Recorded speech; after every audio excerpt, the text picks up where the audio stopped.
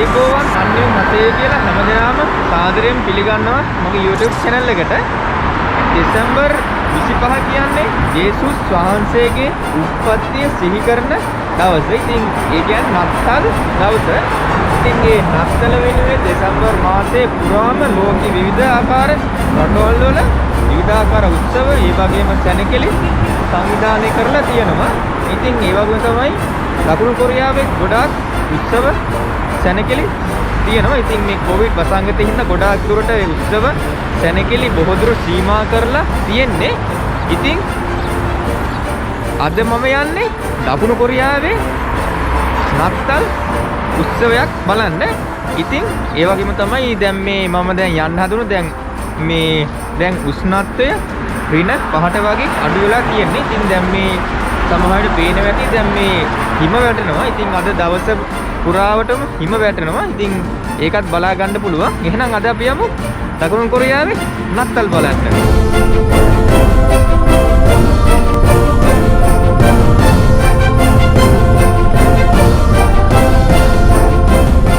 දැන් ඉන්නේ මියොන්ඩොන් කියන යොක් එකෙන් එළියට බහලා තමයි. ඉතින් මේක 4 වෙනි ලයින් එකෙන් ඇවිත් 4 වෙනි ලයින් එකේ ට්‍රේන් එකෙන් ඇවිත් මියොන්ඩොන් කියන යොක් එකෙන් එළියට ආවනම් මේ නත්තලට සරසලා තියෙන දැන් බලා ගන්න පුළුවන්. ඉතින් ඒ වගේ තමයි දැන් මේ හිම වැටෙනවා. ඉතින් මේ හිම වැටෙන එක අපි පොඩ්ඩක් බලමු. ගොඩාක් ලස්සනයි.